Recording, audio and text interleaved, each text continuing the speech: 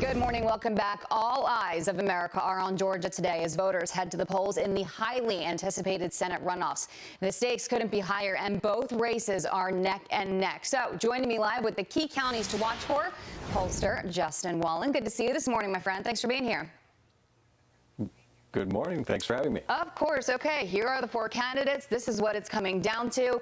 Everything is up for grabs today, as you can see. Democrats, Republicans here, 2 seats up for grabs. As we've discussed at length, if Democrats are able to take both of these seats, they would control then the House, the Senate, and the White House, with Kamala Harris as the tie-breaking vote there. So a lot here for Republicans to vie for. You take a look at the advanced turnout already. More than 3 million people have voted. What does that tell you in itself?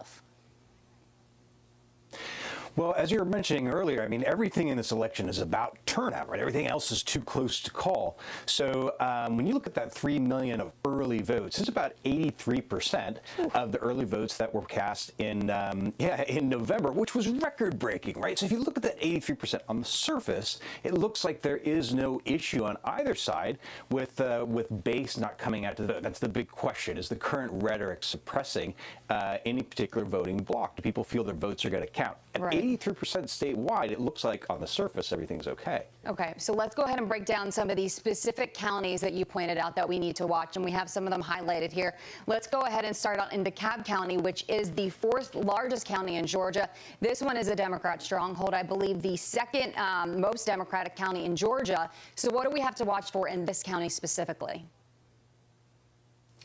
Right, so this county voted overwhelmingly for Biden, as you would expect, but at about 83–84%. And right now, early voting is tracking identically to the rest of the state at 83%. So if you look at this Democratic stronghold, all appears to be very similar to statewide. There don't seem to be any yellow or red flags for either party. This changes a little bit as we kind of go through our list. Yeah, okay, so let's go ahead to Hall County there. This one's heavily Republican. Nearly 71% in Hall County went to President Trump. Do you think that this county will see those numbers again?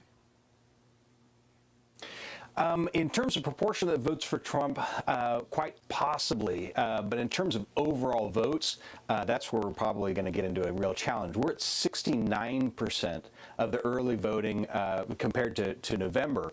And given how Republican it is, it's hard not to imagine that's anything except a lower Republican turnout overall.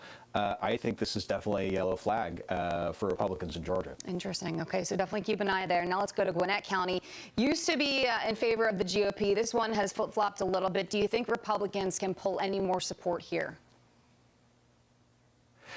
Another tough one, and again, everything about Georgia is just slicing and dicing these little tiny numbers, but it was a much closer call, a race here for Biden and Trump. Biden took it, but we're at 77% turnout, early turnout compared to November, and again, I think even that small difference, 77% to 83% overall in the state, I think that's part of a trend. Unless there's a massive disproportionate turnout today in actual in-person voting, I think this is tough. This is tough for Republicans. Okay, and then as we know, Peach County, known as the bellwether in Georgia, so we will see what that comes up with. Justin Wallin, thank you, as always, for joining us and for that insight. Appreciate it.